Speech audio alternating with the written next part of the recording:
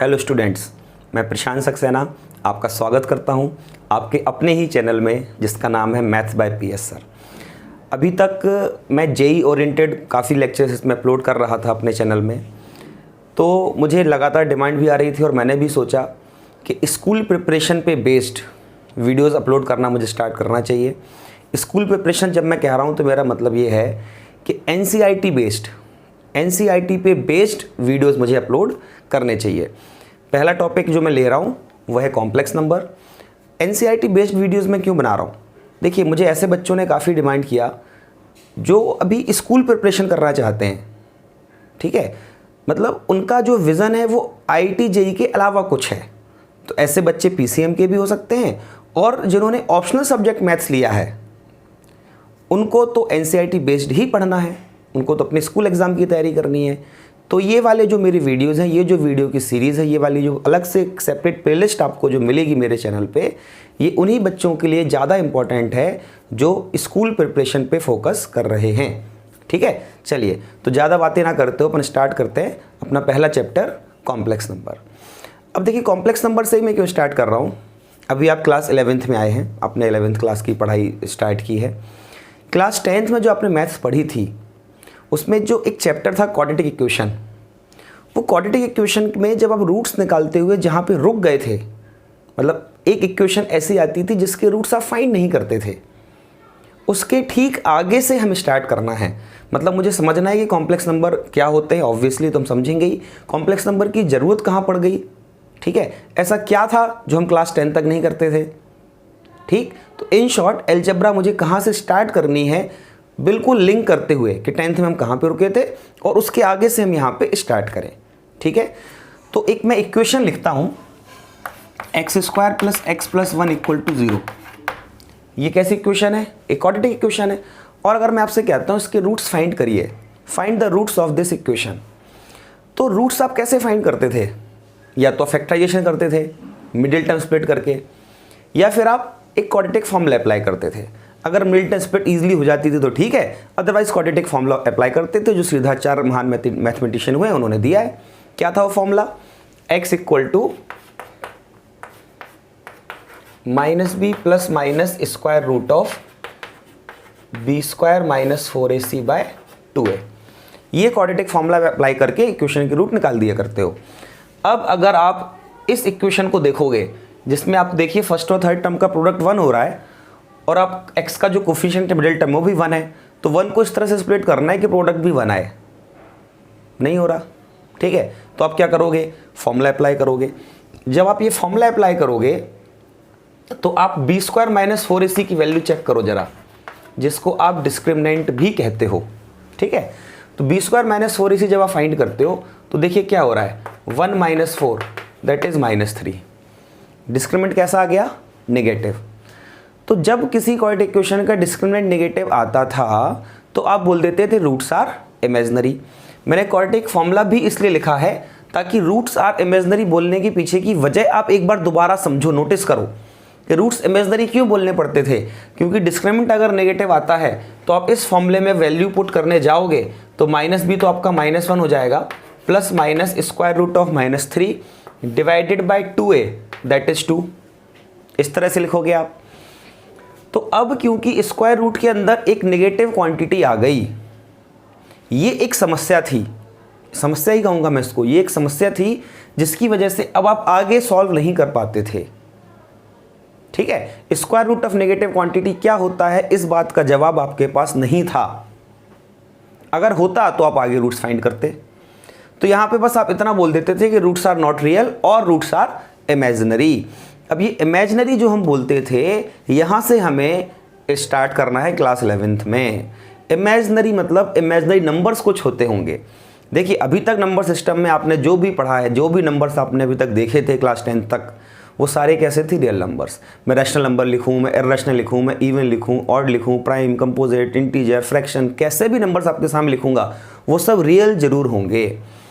But real numbers के अलावा भी कुछ नंबर्स होते हैं जिनको कहते हैं इमेजिनरी नंबर्स, और यही इमेजिनरी नंबर्स वजह है इस इक्वेशन के रूट्स नॉट रियल बोलने के पीछे।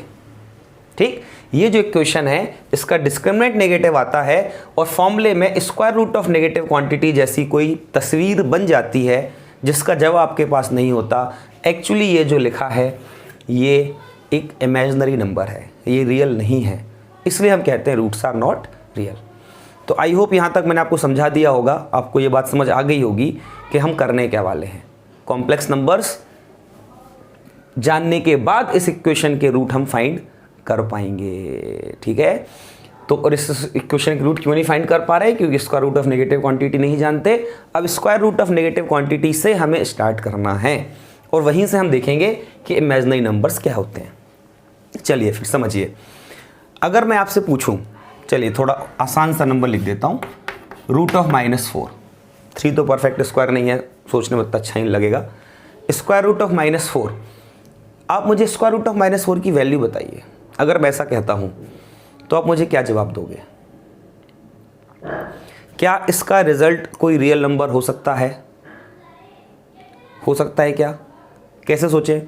ऐसे सोचते हैं, square root and squares are related to each other. जैसे 3 का स्क्वायर 9 होता है तो मैं कह सकता हूँ 9 का स्क्वायर रूट 3 होता है, ठीक है। अगर मैं पॉजिटिव रियल क्वांटिटी का स्क्वायर करने को बोलूँगा तो उसका जवाब कैसा आएगा? Positive real. पॉजिटिव क्वांटिटी का स्क्वायर पॉजिटिव, नेगेटिव क्वांटिटी का स्क्वायर भी पॉजिटिव, जीरो का स्क्वायर भी ज़ीरो, जीरो का स्क्वायर ज़ीरो, नेगेटिव क्वांटिटी का स्क्वायर पॉजिटिव, जीरो का स्क्वायर ज़ीरो, पॉजिटिव क्वांटिटी का स्क्वायर पॉजिटिव। मतलब मैं कैसी भी रियल क्वांटिटी आपको दूं, क्या उसका स्क्वायर कभी नेगेटिव आता है? नहीं आता। किसी भी चीज़ का स्क्वायर करके देखिए, स्क्वायर का रिजल्ट कभी नेगेटिव नहीं आता। तो जब किसी क्वांटिटी का, किसी रियल क्वांटिटी का स्क्वायर नेगेटिव नहीं होता तो नेगेटिव क्वांटिटी का स्क्वायर रूट रियल कैसे हो सकता है? मैं फिर से बोल रहा हूँ, किसी भी रियल क्वांटिटी का स्क्वायर कभी नेगेटिव नहीं होता तो एक नेगेटिव क्वांटिटी का स्क्वायर रूट रियल नहीं हो सकता। मतलब स्क्वायर रूट ऑफ -4 जो है वो इतना तो पता चल गया कि ये एक रियल क्वांटिटी नहीं है, और अगर रियल क्वांटिटी नहीं है तो इसको हम कहते हैं कि ये एक इमेजिनरी क्वांटिटी है, ये एक इमेजिनरी नंबर है। जो चीज़ रियल नहीं है वो इमेजिनरी है, ठीक है। जो चीज़ वास्तविक नहीं है वो काल्पनिक है, इतना आसान है। जो चीज़ रियल नहीं है उसको हम क्या बोल देंगे कि ये एक इमेजिनरी है। मतलब इमेजिनरी नंबर्स क्या होते हैं? Square root of any negative quantity is basically imaginary, ठीक। और ऐसी ही सिचुएशन यहाँ पे आपको मिल रही थी, इसलिए आपने कह दिया था रूट्स आर इमेजिनरी, और हमने फाइंड नहीं करे थे। क्लियर? अब आते हैं यहाँ पे, इनको डिफाइन करते हैं इमेजिनरी क्वांटिटीज़ को। अब इमेजिनरी क्वांटिटी को आप सोच रहे होंगे सर इमेजिनरी है तो डिफाइन क्यों कर रहे हो, बट देखिए क्या किया। स्क्वायर रूट ऑफ -4 जो लिखा है, स्क्वायर रूट ऑफ -4, इसको आप क्या लिख सकते हो? चलिए पहले इसको ऐसे लिख देते हैं, आप इसको स्क्वायर रूट ऑफ 4 × -1 लिख सकते हो। स्क्वायर रूट ऑफ -4 को आप क्या लिख सकते हो? Root of 4 × -1। रूट ऑफ 4 × -1 को क्या आप रूट ऑफ 4 × √-1 लिख सकते हो? बिल्कुल लिख सकते हो। अब मुझे बताइए, √4 तो रियल क्वांटिटी है ना, ये तो square root of positive quantity लिखी है ना, तो मैं अगर सिर्फ √4 की बात करूंगा तो ये कैसी क्वांटिटी है? रियल। मतलब स्क्वायर रूट ऑफ -4 को इस तरह से लिखने के बाद √-1 अगर अलग कर लिया जाए तो बची हुई जो क्वांटिटी होगी वो कैसी होगी? रियल होगी। तो यहाँ से ये नोटिस किया गया कि square root of negative quantity जो कि एक इमेजिनरी क्वांटिटी है, उसमें से अगर स्क्वायर रूट ऑफ -1 इस तरह से बाहर निकाल लिया जाए तो जो रिमेनिंग क्वांटिटी है वो हर हाल में कैसी होगी? रियल। जैसे रूट ऑफ -3 लिखा था, इसमें इसको आप क्या लिख सकते हो? √3 × √-1, तो √-1 अलग कर लेंगे तो √3 कैसी क्वांटिटी होगी? रियल। मतलब इसके इमेजिनरी होने के पीछे जो वजह है वो ये है, रूट ऑफ -1। किसी भी नेगेटिव क्वांटिटी में से √-1 बाहर निकाल लोगे तो जो बचेगा वो रियल होगा। तो उन्होंने क्या किया, इन्होंने सोचा कि क्यों ना इस रूट ऑफ -1 को कुछ डिफाइन कर दें, इसका कुछ नाम रख देते हैं, क्योंकि वही तो वजह है इसके इमेजिनरी बनने के पीछे। तो रूट ऑफ -1 को, this is very important, square root of -1 को बोला गया आयटा, जिसको हम स्मॉल आई से रिप्रेजेंट करते हैं। ये एक नया टर्म है, ये पूरे मैथ्स में आपके साथ चलने वाला है, 11th में पूरे अलजेब्रा में आपको मिलता रहेगा। ये बहुत अच्छे पता होना चाहिए कि आयटा क्या होता है? Root of -1। क्यों उसको इस तरह से डिफाइन किया, उसका रीज़न मैं आपको समझा ही रहा हूँ। तो रूट ऑफ -1 का नाम क्या रख दिया, आइटा। अब जब रूट ऑफ -1 का नाम आइटा रख दिया तो उसका क्या मतलब है कि रूट ऑफ -4 का जो रिजल्ट है अब वो क्या मिल जाएगा, रूट ऑफ 4 को आप क्या कहोगे, 2, रूट ऑफ -1 क्या हो गया, आइटा। तो स्क्वायर रूट ऑफ -4 की वैल्यू क्या आ गई, 2 आइटा। अब आप इस इमेजिनरी क्वांटिटी को, square root of negative quantity को इन टर्म्स ऑफ आइटा बता सकते हो। पहले मेरे पास कोई जवाब नहीं था, रूट -4 क्या बोलूँ, कुछ नहीं, थोड़ा सोचा तो समझ में आया, अच्छा ये इमेजिनरी क्वांटिटी है, बट उसका नाम उसको क्या बोलें, कुछ नहीं कह सकते थे।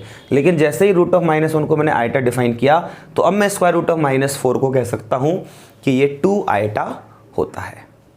ठीक है, अच्छा इससे कुछ फ़ायदा हुआ क्या, कुछ फ़ायदा हुआ क्या, ये क्वांटिटी कैसी थी, इमेजिनरी। जब मैंने इसको 2 आइटा बोल दिया तो क्या ये रियल बन गई, नहीं, आइटा तो लगा है ना साथ में, आइटा के टर्म में बस आप उसको एक्सप्रेस कर रहे हो, वो रियल नहीं हो गई, वो अभी भी कैसी क्वांटिटी है, इमेजिनरी ही है। रूट -4 इमेजिनरी है, 2 आइटा उसका रिजल्ट आ रहा है, इमेजिनरी क्वांटिटी है। तो एक बात दिमाग में आती है, सब कुछ फ़ायदा ही नहीं है, कुछ फ़ायदा ही नहीं हुआ, पहले भी इमेजिनरी थी अभी भी इमेजिनरी है, तो क्यों आइटा वाइटा नाम रखा, नहीं रखते तो आगे ये कैसे बनता भैया, बच्चों का सुख तो नहीं देखा गया ना मैथमेटिशियन से, क्या आगे अलजेब्रा ही नहीं पढ़े। ठीक है, चलिए जोक्स अपार्ट, आप रियल लाइफ में भी ऐसा करते हो कि जो चीज़ इमेजिनरी उसका भी नाम रखते हो, चुड़ैल देखिए किसी ने, इमेजिनरी है ना लेकिन नाम तो रखा है हमने, उसी तरह से, बिल्कुल ठीक उसी तरह से आइटा इमेजिनरी है बट उसका कुछ नाम है, ताकि हम इस इमेजिनरी क्वांटिटीज़ को in terms of iota explain कर पाएँ। और आगे फिर अभी इसमें पढ़ाई होगी, अभी पूरा चैप्टर बनेगा कॉम्प्लेक्स नंबर।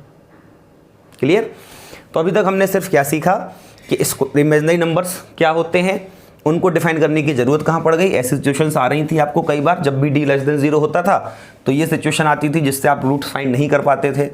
तो इन टर्म्स ऑफ आइटा अब हम आगे फाइंड कर पाएंगे। ठीक है, तो और इमेजिनरी क्वांटिटी को में से रूट -1 बाहर किया तो रियल क्वांटिटी बचती है, रूट 4 जो कि है 2 बच रहा है, रूट -1 का नाम आइटा रख दिया, तो आप इमेजिनरी क्वांटिटीज़ को in terms of iota express कर सकते हो। अच्छा, यहाँ पे इस पर वापस आएंगे अभी, बट एक बात थोड़ा सा और डिस्कस करते हैं कि स्क्वायर रूट ऑफ 4 को मैंने 2 ही क्यों लिखा। क्या स्क्वायर रूट ऑफ 4 2 होता है या ±2 होता है? ये बहुत बच्चों के दिमाग में कन्फ्यूज़न रहता है, इसलिए मैं इसको बीच में ये चीज़ समझाना चाहता हूँ। स्क्वायर रूट ऑफ 4 का रिजल्ट 2 होता है या ±2 होता है? अब आप लोगों में से काफ़ी लोग सोच रहे होंगे ±2 होता है, और कुछ ही लोग ऐसे होंगे जो सोच रहे होंगे 2 होता है। तो बेटा मैं आपको क्लियर कर दूँ, स्क्वायर रूट ऑफ 4 सिर्फ और सिर्फ 2 होता है, ये बात सही है। और स्क्वायर रूट ऑफ 4 को अगर मैं +-2 लिखता हूँ तो दिस इज़ रॉन्ग, ये गलत है। अब आप सोचोगे सर ये क्या बात हुई, हम तो ये करते आए हैं। तो आपको ऐसा लगता है कि आप ये करते आए हो, और अगर करते भी आए हो बाई चांस तो गलत करते आए हो। मैं इस बात को जो आप करते हो ना, जिससे आपको लगता है सही है, उसको दोबारा यहाँ लिखता हूँ। जैसे x² = 4 एक इक्वेशन होती, मान लो मैं क्वेश्चन बोल देता कि if x² = 4 then find the values of x। तो आप क्या करते, x = √4 लिखते, फिर आप बोलते x = +-2। इस तरह से कुछ लोग इसको सॉल्व करते हैं, जिससे आंसर बिल्कुल सही मिल जाता है। देखिए x की वैल्यू अगर 2 होगी तो भी इस इक्वेशन को सेटिस्फाई करेगी, -2 होगी तो भी इस इक्वेशन को सेटिस्फाई करेगी। मतलब नो डाउट x² = 4 एक क्वाड्रेटिक इक्वेशन है जिसके ये दोनों रूट्स हैं +-2। बट स्टिल मैं कह रहा हूँ √4 +-2 नहीं होता। आपको ऐसा लग रहा है ना √4 को +-2 लिखा और सही आंसर मिल रहा है, मतलब √4 की वैल्यू +-2 होनी चाहिए, बट फिर भी मैं कह रहा हूँ नहीं होती, यहाँ पे कुछ गलती है, अभी देखेंगे। इसको ऐसे भी सॉल्व कर सकते थे आप, x² - 4 = 0, इस तरह से लिखते। फिर आप इसको लिखते 2 का स्क्वायर और ये क्वांटिटी a² - b² का फॉर्मूला अप्लाई करके x + 2 × x - 2 = 0 ऐसी बन जाती। फिर इधर x + 2 = 0 मीन्स x = -2 और x + 2 = 0 मीन्स x = 2। फिर से देखिए आपको +2 -2 दोनों ही सॉल्यूशन मिल रहे हैं। तो ये बात बिल्कुल सही है कि इस इक्वेशन के सॉल्यूशन 2 और -2 हैं। वो आप स्क्वायर रूट यूज़ करे बिना इस तरह से भी डायरेक्टली फैक्टराइज करके रूट्स फाइंड कर सकते हो। तो ये बात तो हर तरह से समझ में आ रही है कि इस इक्वेशन के जो सॉल्यूशन है वो +2 और -2 दोनों हैं। बेटा ध्यान से समझना, थोड़ा पेशेंस रखना, वापस आएंगे हम उस पर। ये बहुत इंपॉर्टेंट बात मैं समझा रहा हूँ, हर जगह पूरे मैथ्स में ये बहुत ज़रूरी है। ये जो मिसकंसेप्शन हमारे दिमाग में इसको निकालना है। मैं चाहूँ तो आपको सीधे याद करा सकता हूँ कि मेरी आंखों में सच्चाई देखो और इसको याद कर लो, बट मैं ये नहीं चाहता। मैं चाहता हूँ मैं आपको एक्सप्लेन करूँ, आप इस बात को समझो कि ये गलत क्यों है। ठीक है, चलिए ये एक दो बातें हो गई। अब इसको ऑब्जर्व करिए। अब मैं समझा रहा हूँ कि ये √4 + -2 ही क्यों होता है। ये जो फॉर्मूला मैंने ऑलरेडी लिख रखा है इसकी हेल्प से समझा देता हूँ। ये x = -b + (-√b² - 4ac/2a, ये क्वाड्रेटिक फॉर्मूला है। इस फॉर्मूले को अप्लाई करते हो तो आपको क्वाड्रेटिक इक्वेशन के रूट्स मिलते हैं। अभी मैं सिर्फ ये मैंने तो नहीं दिया, इसमें मेरा कोई योगदान नहीं है, ये सीधा चार्य फॉर्मूला है। तो इसमें आप b² - 4ac जिसको आप डिस्क्रिमिनेंट कहते हो, अगर d > 0 है, इसको समझने के लिए सिर्फ एक केस ले लेते हैं। If d > 0, if discriminant is > 0, तो ये स्क्वायर रूट के अंदर उस केस में कैसी क्वांटिटी लिखी होगी? Some positive quantity. If d > 0, then in this formula in place of b² - 4ac there is a positive quantity, square root of some positive quantity।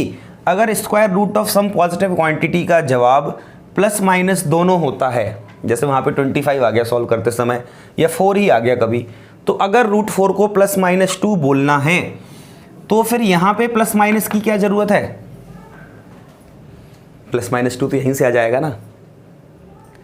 तो एक बार प्लस कंसीडर करोगे, एक रूट आ जाएगा, इसको आप अल्फा कहते हो। एक बार प्लस का माइनस कंसीडर करोगे, दूसरा रूट आ जाएगा, इसको आप बीटा कहते हो। तो फिर तो इस फॉर्मूले में अकेला प्लस काफ़ी था ना। प्लस माइनस क्यों लगाया उस फॉर्मूले में? वहाँ पे क्यों आता है? वो इसलिए क्योंकि श्रीधाचार्य को तो मालूम है ना कि square root of any positive quantity is positive only.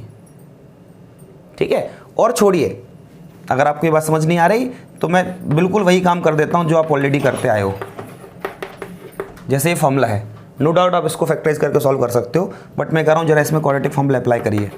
तो क्या बनेगा? -b that is -5 plus minus square root of b² - 4ac 25 - 24 that is 1 divided by 2a मतलब 2। इस तरह सॉल्व करते हो। अब आप लोग खुद सोचो, बिल्कुल सच्चा ईमानदारी सोचो, अपने दिल पे हाथ रख के, कि जब इस तरह से आप क्वाड्रेटिक इक्वेशन सॉल्व करते थे तो क्या कभी आपने स्क्वायर रूट ऑफ 1 को +-1 लिखा है क्या? कभी नहीं लिखा। आप तो ऐसे ही करते थे, प्लस माइनस पहले से लिखा है, √1 को आप 1 लिखते थे, डिवाइड बाई 2। फिर -5 + 1/2 करते थे, -2 मिलता था, और -5 - 1/2 करते थे, -3 मिलता था।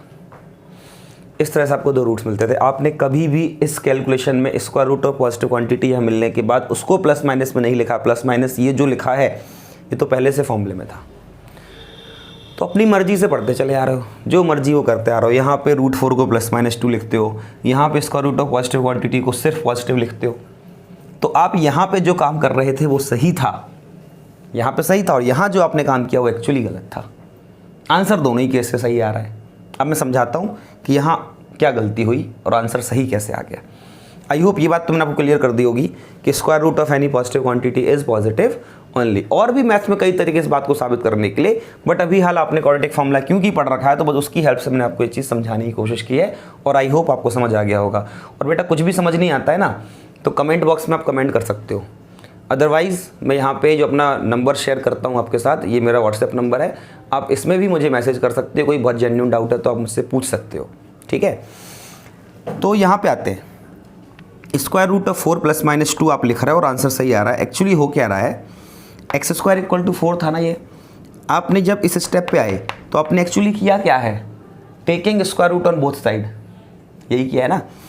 तो जब आप taking square root on both side, दोनों ही तरफ इक्वेशन में स्क्वायर रूट लेते हो, तो क्योंकि पॉजिटिव क्वांटिटी का स्क्वायर पॉजिटिव होता है और नेगेटिव क्वांटिटी का स्क्वायर भी पॉजिटिव होता है, इसलिए स्क्वायर रूट लेने पर एक साइड +- अप्लाई करना पड़ता है, जो आप नहीं करते हो। तो पहली गलती आपने यहाँ +- नहीं लिखा था, और दूसरी गलती √4 को +-2 लिख दिया था, जबकि एक्चुअली क्या होना था, x = +-√4 होना था। फिर ये +- यहाँ पे ऐसे ही रहता, √4 की वैल्यू सिर्फ 2 होती। तो ये पूरी तरह से सही तरीका है। ऐसे करोगे तो ये सही तरीका है। आंसर तो देखो वो आने ही है। तो पिछली बार क्या गलती की, यहाँ +- नहीं लगाया, पहली गलती। दूसरी गलती, √4 को आपने +-2 लिख दिया। उन दोनों गलतियों से ऐसा कुछ हुआ, ऐसा कुछ चक्कर चल गया कि आंसर सही आ गया। ठीक, तो ठीक है, ये सब तो मैंने आपको एक्सप्लेन किया। आपको तो कहानी का सार अच्छे से समझना है कि square root of any positive quantity is positive only, कभी भी नेगेटिव में नहीं आएगा। रूट ऑफ 25 सिर्फ 5 होगा, रूट ऑफ 100 सिर्फ 10 होगा। अगर मैं बोलूँगा इक्वेशन सॉल्व करो x square equal to 100, solve this equation, तो नो डाउट इसको आप directly x equal to plus minus 10 भी लिख दोगे तो कोई बुराई नहीं है। इस इक्वेशन के सॉल्यूशन प्लस माइनस 10 होंगे, उसको आप इस तरह से भी सॉल्व कर सकते हो, ऐसे भी कर सकते हो, कैसे भी करो सॉल्यूशन ये आएंगे। बट इसका ये मतलब कतई नहीं है कि रूट 100 प्लस माइनस 10 है। रूट 100 तो सिर्फ 10 होता है इस इक्वेशन के सॉल्यूशन। ये क्वाड्रेटिक इक्वेशन है, फैक्टराइज करके सॉल्व करिए या ऐसे करिए सही तरीके से, प्लस माइनस 10 मिलेगा, कोई बुराई नहीं है। आई होप ये मेरी बात आपको समझ आ गई होगी। मैं वापस आता हूँ टॉपिक पे। हम आइटा के बारे में बात कर रहे थे, ये सारी चीज़ें मैं रफ कर देता हूँ, ठीक है। तो अभी तक हमने क्या डिफाइन कर लिया कि स्क्वायर रूट ऑफ -1 आइटा होता है, मतलब आइटा की वैल्यू स्क्वायर रूट ऑफ -1 होती है। इसकी ज़रूरत क्यों पड़ी? Square root of negative quantities जो कि इमेजनरी होती हैं उनको एक्सप्रेस करने के लिए, उनको समझाने के लिए, उनको डिफाइन करने के लिए। तो इन टर्म्स ऑफ आइटा हमने उनको डिफाइन कर दिया। चलिए अब आइटा के बारे में, कॉम्प्लेक्स नंबर क्या होता है ये अभी मैं नहीं बता रहा हूँ, अभी वहाँ तक हम पहुँचे ही नहीं है। पहले मुझे आइटा के बारे में पढ़ाई करनी है कि आइटा मिल गया तो इसमें क्या क्या चीज़ें पॉसिबल हैं। तो इसमें जो पहला आर्टिकल है वो है इंटीग्रल पावर्स ऑफ आइटा। मतलब अगर आइटा की पावर 1 कर दी जाए, इंटीग्रल में मैं पॉजिटिव इंटीग्रल वैल्यूज़ पहले ले रहा हूँ, पॉजिटिव इंटीग्रल पावर्स, आइटा की वैल्यू अगर 1 की जाए तो वो हमेशा आइटा रहेगा। आप कभी भी आइटा को रूट -1 पुट नहीं करोगे, उल्टा रूट -1 कहीं दिख रहा है, कहीं बन रहा है तो उसको आइटा रखोगे, है ना। रूट -4 है तो उसको आपको आइटा के टर्म में लिखना है। कहीं वैल्यू लिखी है 3 आइटा तो आप 3 × रूट -1 लिखने कभी नहीं जाओगे। क्लियर? तो आइटा आइटा ही रहेगा, आइटा की पावर 1 आइटा ही लिखी जाएगी। अच्छा, अगर आइटा स्क्वायर किया जाए, आइटा स्क्वायर, तो ये क्या बनेगा? रूट -1 का स्क्वायर, इसको आप क्या कह सकते हो? -1।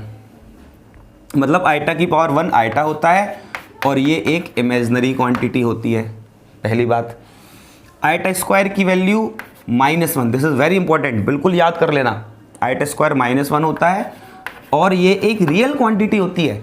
आइटा तो इमेजिनरी है, लेकिन आइटा स्क्वायर जब भी आपको कहीं दिखेगा आप उसको क्या मान लो, क्या लिखोगे? -1, और वो कैसी क्वांटिटी है? रियल। फिर आते हैं आइटा क्यूब पे, इसको आप क्या लिख सकते हो? Iota square into iota. Iota square, अब ये भी आपने बताया -1, तो -1 इंटू आइटा, ये कितना बन जाएगा? Minus iota. तो ये भी कैसी क्वांटिटी है? Imaginary quantity. Clear? Iota to the power 4, iota to the power 4 को आप कैसे लिख सकते हो? आइटा स्क्वायर का स्क्वायर, मतलब -1 का स्क्वायर, दैट इज 1। अगेन ये एक रियल क्वांटिटी है, ठीक है। तो यहाँ से इतना सही, आप इतनी सी बातों पे आप तो एक ऑब्जर्वेशन यहाँ पे जरूर कर सकते हो, एक चीज़ नोटिस कर सकते हो कि जब भी मैं आइटा की पावर ऑड रख रहा हूँ, जैसे 1 रखा है 3 रखा, तो कैसी क्वांटिटी बन रही है? इमेजिनरी। लेकिन आइटा पे अगर मैं इवन पावर कर रहा हूँ तो कैसी क्वांटिटी बन रही है? रियल। क्लियर? तो आइटा पे कभी भी कोई रियल, मतलब इंटीग्रल पावर्स में अगर ऑड पावर है तो वो क्वांटिटी इमेजिनरी होती है, इवन पावर है तो वो क्वांटिटी रियल होती है। चलिए, आइटा की 4 पावर्स तक तो हमने बात कर ली। अब आइटा की पावर 5 देखो जरा। आइटा पावर 5 को आप क्या लिखोगे? आइटा पावर 4 इंटू आइटा, तो क्या बन जाएगा? आइटा। आइटा की पावर 6 को क्या लिखोगे? आइटा की पावर 4 इंटू आइटा स्क्वायर, ये तो 1 है, आइटा स्क्वायर वैल्यू -1 होती है, 1 इंटू -1, ये क्या बन गया? -1। आइटा टू द पावर 7, इसको आप क्या लिखोगे? Iota power 4 into iota power 3, ये अगेन 1, ये minus iota, 1 into minus iota, minus iota. Iota to the power 8, iota power 8, इसको आप क्या लिखोगे? Iota power 4 into iota power 4, 1 into 1 that is 1। तो अगर आप ऑब्जर्व करोगे तो आपको दिखेगा कि आइटा की 4 पावर्स तक, जब मैं 1 से लेके 4 पावर तक आगे बढ़ा था तो मुझे डिफरेंट वैल्यूज मिल रही थी। Iota to power 1 is iota, iota square is -1, iota cube is minus iota, iota power 4 is 1। फिर जब मैं इसके आगे बढ़ रहा हूँ, आइटा की पावर 5 आइटा, वही वैल्यू मिल रही है जो पावर 1 पे मिल रही थी। आइटा की पावर 6 -1, वही वैल्यू मिल रही है जो आइटा स्क्वायर की मिल रही थी। आइटा पावर 7 माइनस आइटा, जो आइटा क्यूब था। आइटा पावर 8 1, जो आइटा पावर 4 थी। मतलब 4 पावर्स के बाद अगर मैं आगे बढ़ता हूँ तो वैल्यूज़ रिपीट हो रही हैं। तो ये अच्छी बात है कि जब भी हम आइटा की कोई भी पावर लगाएंगे तो उसका जो रिजल्ट आएगा वो इन 4 वैल्यूज़ में से ही कुछ आने वाला है। तो इन शॉर्ट मैं वीडियो कंक्लूड करने वाला हूँ, बस इसका कंक्लूजन सुन लिए, उसको समझिए, याद रखिएगा। इसके आगे हम आगे कंटिन्यू करेंगे नेक्स्ट वीडियो में। आइटा की power 1 is iota, iota square is -1, iota cube is minus iota and iota power 4 is 1। तो आज के पूरे वीडियो में इमेजनरी क्वांटिटीज़ क्या होती हैं वो हमने समझा और ये कंक्लूजन निकाला कि आइटा की इंटीग्रल पावर्स में ये 4 पावर्स आपको याद रखनी है। आइटा स्क्वायर कहीं भी लिखा मिला तुरंत -1 पुट करना है, iota cube minus iota power 4 is 1। और इसके बाद जब हम पावर्स बढ़ा रहे हैं तो वैल्यूज रिपीट हो रही हैं, और कोई भी बड़ी पावर करेंगे तो आंसर इन 4 में से ही कुछ आएगा। कैसे आएगा, कैसे फाइंड करना है, क्या रूल है, यहाँ से स्टार्ट करेंगे नेक्स्ट वीडियो में। तो आई होप ये सारी चीज़ें आपको क्लियर हुई होंगी। जो मैंने चैप्टर का इंट्रोडक्शन लिया है, इसको आप सिर्फ इंट्रोडक्शन वीडियो कह सकते हैं, ये इंट्रोडक्शन आपको क्लियर हुआ होगा, एक आपको क्यूरियोसिटी भी जनरेट हुई होगी और अच्छा लग रहा होगा कि 11th की मैथ्स डिफ़िकल्ट नहीं है, जैसे हम 10th में पढ़ रहे थे वहीं से तो आगे बढ़े हैं। ठीक है, तो अगर आपको ये मेरा वीडियो पसंद आया है तो इसको आप लाइक करिए, अपने दोस्तों से शेयर करिए। ठीक है, चैनल को सब्सक्राइब कर लीजिए तुरंत और वो घंटी बजा दीजिए जिससे नोटिफिकेशन तुरंत आते हैं, क्योंकि ये मैं बिल्कुल आपको रेगुलर इंटरवल में इसके वीडियोस अपलोड करता रहूँगा और आप मेरे साथ बने रहिए। आपकी बहुत अच्छे से NCERT बेस्ड प्रिपरेशन के लिए ये प्लेलिस्ट आपके काम आने वाली है। ठीक, थैंक यू।